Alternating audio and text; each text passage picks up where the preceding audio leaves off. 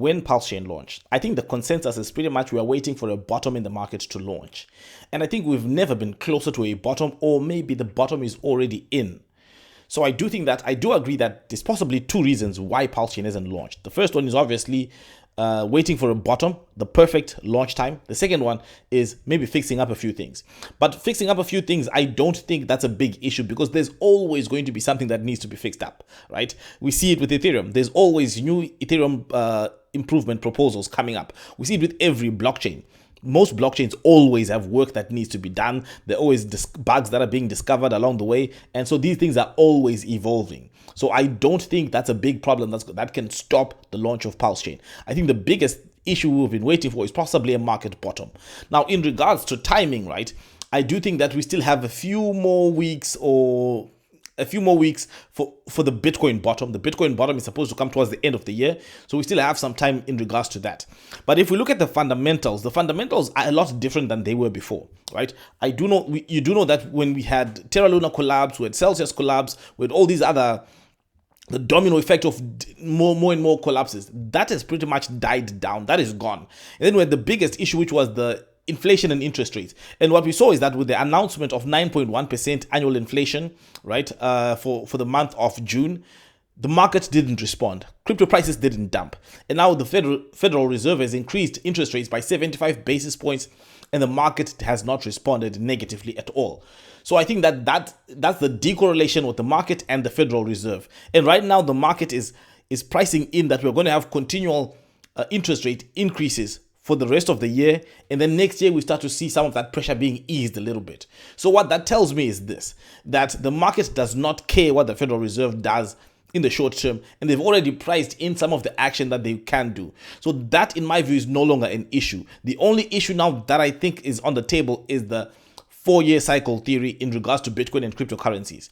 So if we do touch those bottoms, then I think the bottom is supposed to come towards the bottom for Bitcoin sometime in November, right? The bottom for Hex sometime in September. But I always said that the bottom for Hex could be front run. So in my view, having those timelines in mind, I think that there's an 80%, in my own opinion, right? There's an 80% chance that the bottom is already in. Now, that doesn't mean we want to drop below 19,000 for Bitcoin at some point. We could drop at some point, because even if you take a look at what happened in 2017. In 2017, with the bull run, right? And then the bear market, the end of 2017, December 2017, that was the top. And then December 2018 was the bottom, right? Exactly a year after. The price started to slowly grind upwards, but we had some massive dips along the way. So the bottom was around in the $3,000 region. We still dipped to about 4,000 at some point, right? So despite the fact that I think that the bottom is in, I do think that we will still see some volatility and will potentially see lower prices as we go. Now, here's another thing is this, right? When we were in the bull run, we did not have explosive gains. The gains for Bitcoin was, I think, 3.5x. That's nothing in crypto. So if that was the max gains that we had in Bitcoin, when we normally have more explosive gains, we should not expect a massive bear market that has destructive prices. We should just, the same way we had a weak bull run, we should expect a weak bear market as well. So I don't think that there's much to be left in regards to price. So given the fact that I think that we don't have we don't have massive expectations for lower prices, I do think that we could have Pulsechain at any moment now. Now, I do know that Richard Hart is still expecting his 11,000 Bitcoin price prediction, but I don't think that's a deal breaker. As we hit those timelines, right? So hit the timeline for the bottom for Hex, the timeline for the bottom for Bitcoin, I do think that the timing the market will not be an issue anymore. It'll just be an issue of maybe wrapping up whatever needs to be fixed for Pulsechain and then moving on with the Pulsechain launch. And then we can start to see all these projects coming on, and the 100x gems, the 1000x gems, and all that other stuff. Now, having said that, there's some people who've been asking me, why are you not covering other projects? You're only covering Pulsechain. And I'll say this, I do cover other projects. However, some of the projects that people suggest to me to cover are really not so good, right? You see, these are projects where in some cases they say that, okay, deposit your money with us, earn 1%, and then a lot of the people vouch for those projects. But I've seen these projects time and time again, and they end the same way. Most of them end the same way. They all end up with people getting wrecked. Right now, we're at a very unique point in time. We've got great assets that are have low prices, right? Most good cryptocurrencies right now are really undervalued. They're down 90%, 95% in some cases. So if you're getting in at this price, from here where we are to all-time highs is a simple 10x for most good cryptocurrencies right now. So at that point, and yes, I do understand that the 10x could be 3-4 years time, right? Which is long in crypto years.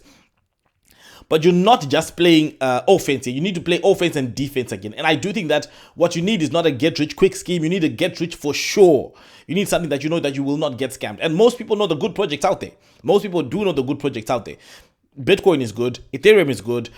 Not good gains from those. But once you get down from that level, you start to see other. Hex is good, right? Better risk reward. Avalanche, that's good.